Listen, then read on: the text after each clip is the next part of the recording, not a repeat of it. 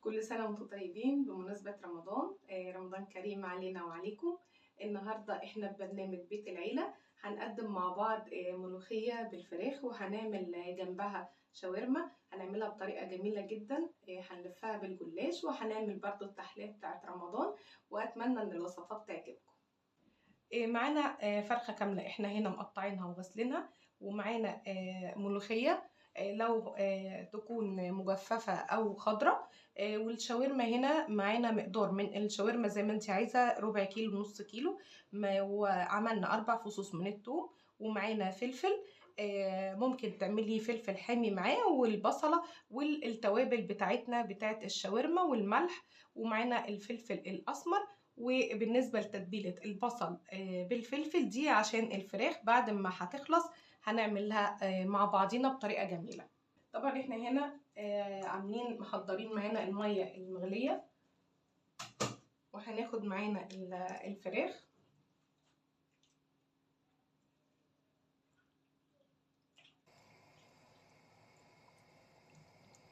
احنا هنا هنحط الفراخ، ولما الفراخ تغلي معانا هنبتدي نحط لها البصل. هنبتدي بقى في طاسة تانية هنحط مادة دهنية، زبدة وزيت علشان الزبدة معانا ما تتحرقش. وهنبتدي نحط البانيه، هنديله صدمة. الشاورما او البانيه او اي حاجة انت عايزة تعمليها سواء لحمة او فراخ، لازم الاول تديها الصدمة بتاعتها، وبعد كده تبتدي تحطي البهارات والحاجات اللي انت هتحطيها. هنا احنا كده ادينا الفراخ بتاعتنا صدمة، نقلبها زي ما انت شايفة كده. وبعد كده ببتدي احط لها البصل مقطعينه جوانح زي ما انت شايفه كده.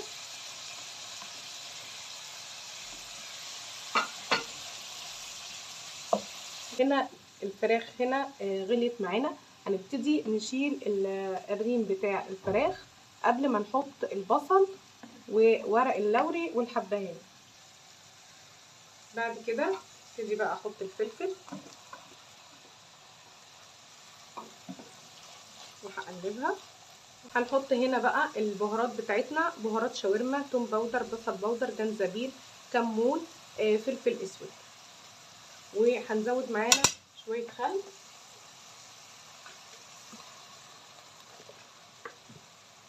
هنبتدي بقى نقلب الكلام ده، والريحه بتاعت الشاورما معانا جميله جدا، ريحتها حلوه.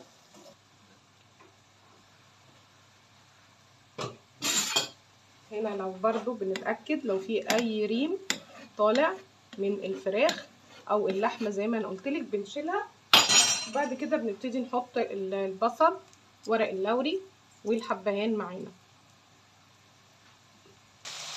هنا هزود بس هنا ربع معلقه فلفل اسود. هنا انا حطيت ربع معلقه سكر بس فيها، علشان في الصيام احنا لما بناكل اي حاجه حاميه بتحسي بحموضه، فانتي عشان الحموضه دي ما تحسيش بيها تقدري تحطي ربع معلقه سكر على الاكل بتاعك. كده معانا الشاورما بتاعتنا خلصت.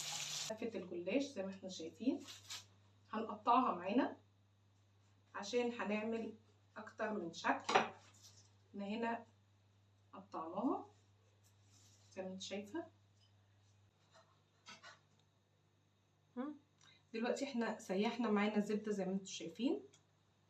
هناخد الصينيه او البايركس اللي احنا هنحط فيها الشاورما، نحطها كده. وبعد كده هنحط على كل طبقه من الجلاش هنحط لها معانا الزبده. ده لازم علشان تبقى مورقه معانا، سواء هتعمليه حلو او حادق لازم ان انت تحطي له الزبده بين الطبقات زي ما انت شايفه كده. هحط الورقتين على بعض، وبعد كده هناخد معانا البانيه او الشاورما وهنقفلها مع بعض كده زي الحجاب، نعملها مثلث كده والتكه كده عليها.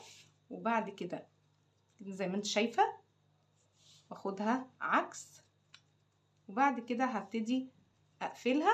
واي زياده معايا من هنا هبتدي ان انا اشيلها بالسكينه. وطبعا الزيادات دي انا مش برميها، انا بحمرها وممكن اعمل منها ام علي، بتبقى بالشكل ده زي ما انتم شايفين. هنعمل برضو شكل تاني ملفوف، فانتي هتشوفي الشكل اللي انتي تحبيه تعملي بيه. برضو هندهن برضو الورقة بتاعتنا بالزبدة، والورقة التانية طبعا ما بكترش من الورق، هو يا دوبك ورقتين 2 للحشو اللي انا عايزة اعمله. هاخد بقى معايا البانيه او الشاورما او الخضار، تقدري كمان تعمليه بالخضار برضو هيبقى طعمه جميل جدا. يعني لو زودتي جزر مبشور ولا اي حاجه معاه هتبقى جميل، هتبقى بالشكل زي ما انت شايفه كده. هكمل بقيه المقدار بتاعي ونشوفها في الاخر. احنا خلصنا معانا صوابع الشاورما. دلوقتي احنا لازم نحط على الوش بتاعها السمنه او الزبده بتاعتنا قبل ما ندخلها الفرن، لازم نعمل لها كده طبعا. دلوقتي احنا حطينا السمنه كده خلاص على الوش بتاعها. هنشغل الفرن على درجه حراره 200، هنحطها وبعد كده نولع الشوايه لو لقينا ان الوش بتاعها ما اتحمرش. دلوقتي احنا معانا الكنافه زي ما انت شايفه كده. الكنافه دي لازم ان احنا بنقطعها كده صغير معانا، ولو كنتي كمان حطاها في الفريزر مفرزاها كمان من قبل وتيجي تقطعيها بتتفرق معاكي وبتتقطع صغير جدا، يعني بتكون اسهل. بس دي علشان كنافه طازه انا لسه شارياها فهي طريه بالطريقه دي، فطبعا انا هبتدي اقطعها صغير زي ما انت شايفه كده. ده مهم معايا ان انا اقطعها كده علشان لما اجي احطها في الصينيه معايا تثبت وما تطلعش القطعه متبهدله، تطلع القطعه سليمه معايا. هنا احنا قطعنا خلاص الكنافه بالطريقه دي. هنا احنا طحنا سكر بودره، هحط حوالي 5 معالق كبار من السكر البودره. السكر البودره ده بقى علشان يخلي الوش بتاعها يحمر بسرعه، يعني مش هتغيب معاكي في السوا، وهيديها كرمله كمان للكنافه تبقى جميله جدا. يعني انت مش بتكتري، هو حوالي 5 معالق كبار من السكر البودره زي ما انت شايفه كده.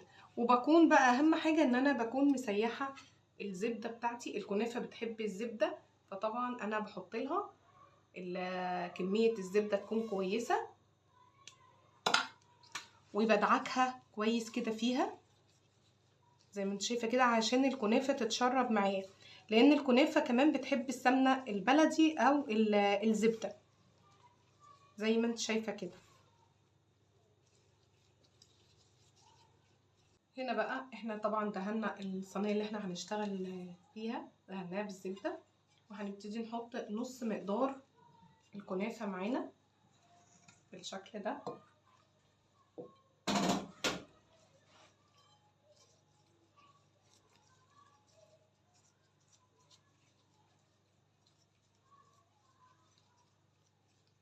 تكه بقى عليها كويس قوي كده، اضغط كده عليها.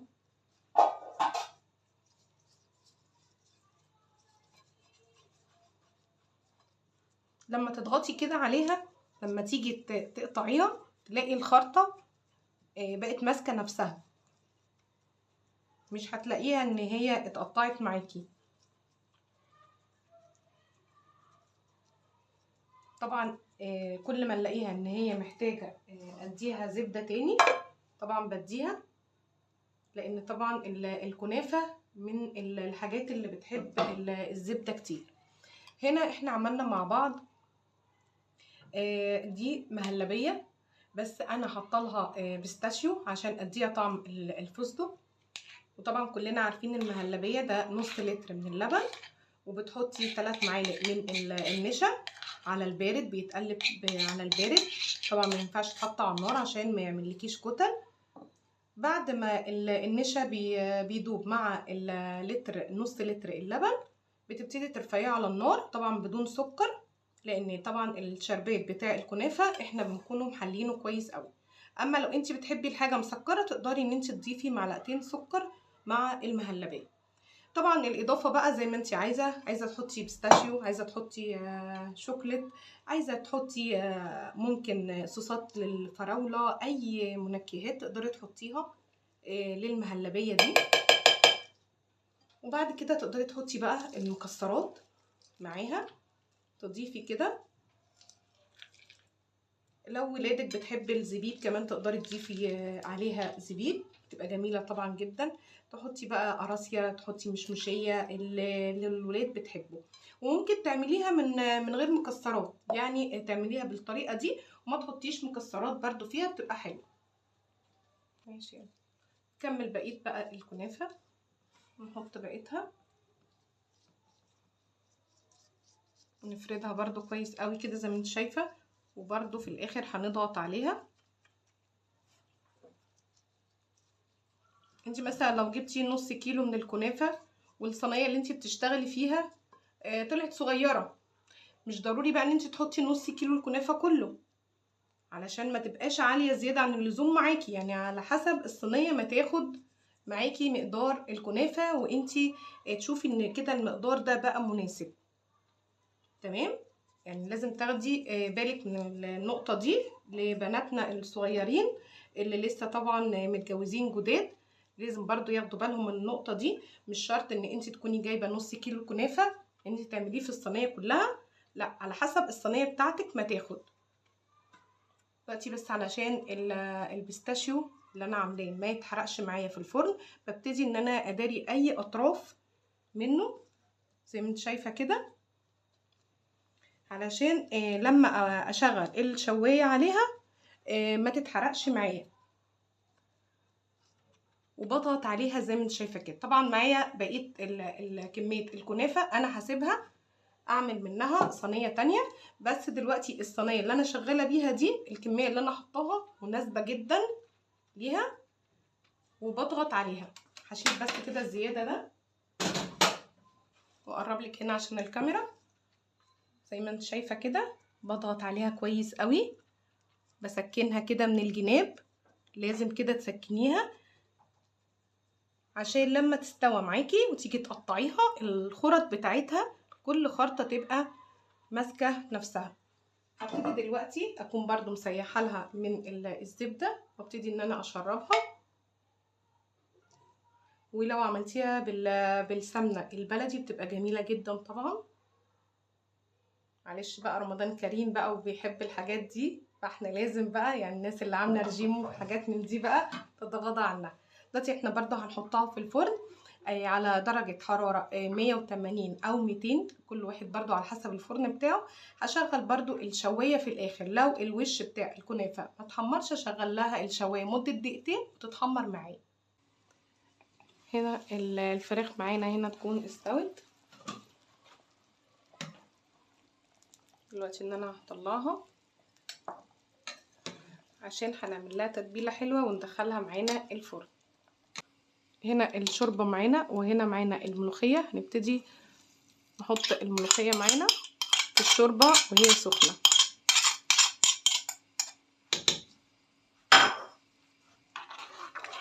الملوخيه معانا هنا خلاص اهي. اهم حاجه ان الملوخيه دي ما بتتغطاش، عشان لو انت غطيتيها هتلاقي ان الملوخيه سقطت في القاع بتاع الحله، والشوربه هي اللي عامت على الوش. فهي دوبك كده بتاخد كده غلوه، بنبتدي ان احنا ننقلها على نار تانية. وهناخد معانا طاسه تانية فيها كميه حلوه من السمنه او الزبده زي ما انت عايزه. ولما بتسخن هبتدي احط التوم ده حوالي 6 فصوص من التوم مهروسين كويس قوي، معاهم شطه، معاهم ملح، معاهم كزبره ناشفه. هبتدي بقى ان انا احطها واحمرها.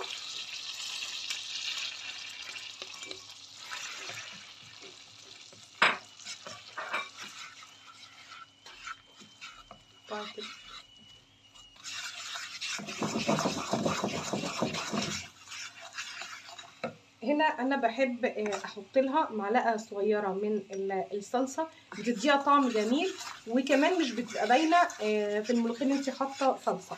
وفي ناس بتعملها من غير معلقه الصلصه دي برده بتبقى حلوه، بس يعني بحس ان معلقه الصلصه دي بتفرق في الطعم بتاعها، بتبقى حلوة جدا.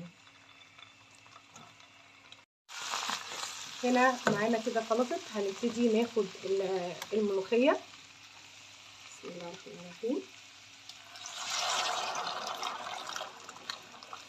ريحة بقى الملوخية مش قادرة اقولك على جمالها وهي معمولة بالطريقة دي.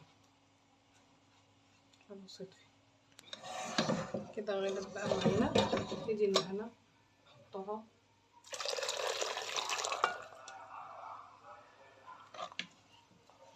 تمام كده، ويكون ده شكل الملوخية معانا.